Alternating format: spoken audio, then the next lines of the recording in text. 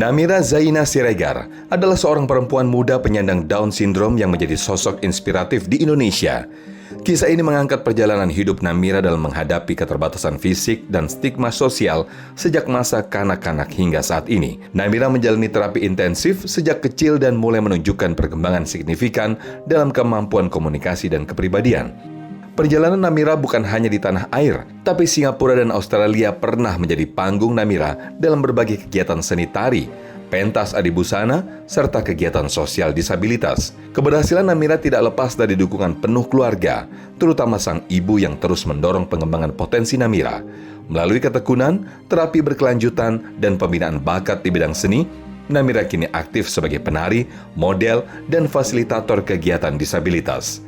Cerita Namira menjadi penting untuk disampaikan sebagai upaya mematahkan stigma terhadap penyandang Down syndrome serta menunjukkan bahwa keterbatasan bukanlah hambatan, bahkan menjadi kekuatan untuk berprestasi.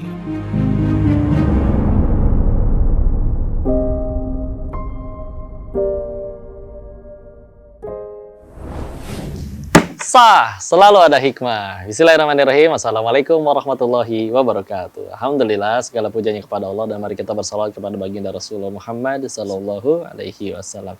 Kita kembali lagi mengambil hikmah dari narasumber yang luar biasa. Kali ini, kenalin namanya Namira Zaina Siregar, seseorang yang Down syndrome pertama yang berhasil jadi penari, model dan influencer.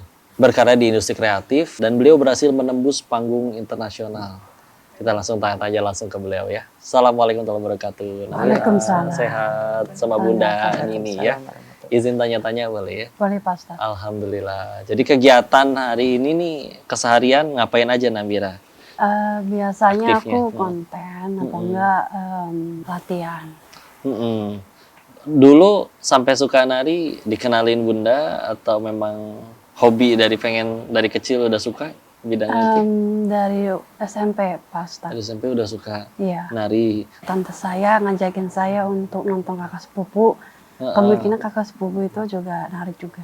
Ada yang mau nggak kayak kakak Karin? Mau mah gitu. Ya udahlah aku masuk gitu tuh untuk mencoba untuk masuk Kak. Pak Ustaz. Konten-kontennya yang dibikin nih tentang apa aja nih biasanya? Beauty vlogger. Beauty vlogger ya? Iya. Ih, berarti ngerti apa ini skincare. Kadang-kadang suka ada yang ngaji juga Pak Ustaz. Wah, juga ngaji ya, alhamdulillah. Dan udah bikin medsosnya, aktifnya di mana? Di Instagram dan Instagram TikTok? sama TikTok. Udah dari kapan itu? Udah Dari bikin? tahun 2021. Dari tahun 2021 sampai sekarang aktif konten terus ya? Konten terus. Alhamdulillah ya, dan sekarang udah aktif, udah ada followersnya, alhamdulillah. Terus dari Bunda nih, Bunda waktu itu dari mulai kapan tahu tentang kondisinya Namira waktu itu? Dari mulai lahir ya. Dari lahir udah tahu. Dari lahir. Dokternya sudah bilang gitu ya? Awalnya kalau waktu di rumah sakit itu dokternya nggak bilang kalau dia Down syndrome.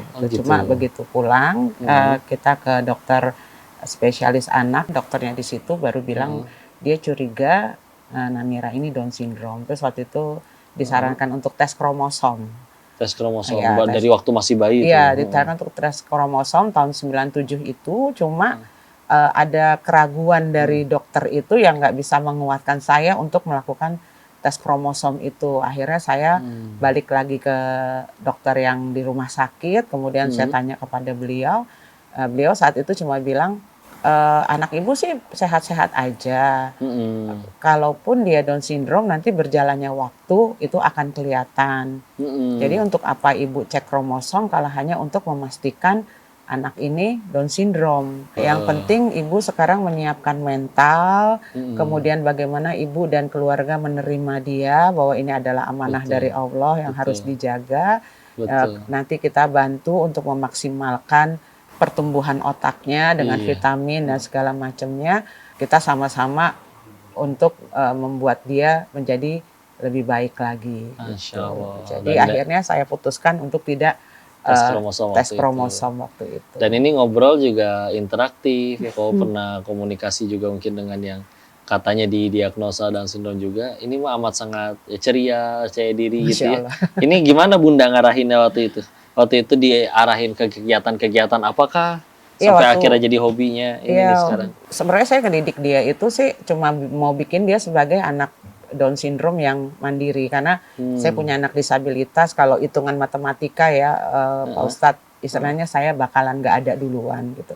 Jadi saya harus mempersiapkan dia menjadi seorang anak Down syndrome yang mandiri, apalagi kan sampai sekarang pun stigma tentang Down syndrome itu seorang yang udah nggak mampu berbuat apa-apa. Kemudian saya persiapkan itu supaya ketika saya nggak ada kakak-kakaknya, tapi kakak-kakaknya punya kehidupan sendiri, jangan dia tidak boleh ngerepotin kakak-kakaknya, walaupun kakaknya akan menjaga dia gitu. Kemudian saya didik seperti saya mendidik kakak-kakaknya, jadi saya tidak memperlakukan dia istimewa, bahwa semua saya ajarkan untuk kemandirian gitu. Kemudian yang melihat bakatnya dia, potensinya dia justru gurunya dia di sekolah. Oh gitu. Ya, jadi dia suka nari-nari di sekolah. Iseng-iseng, Pak Ustadz. Iseng-iseng. Masya Allah. Iseng-iseng, kabut.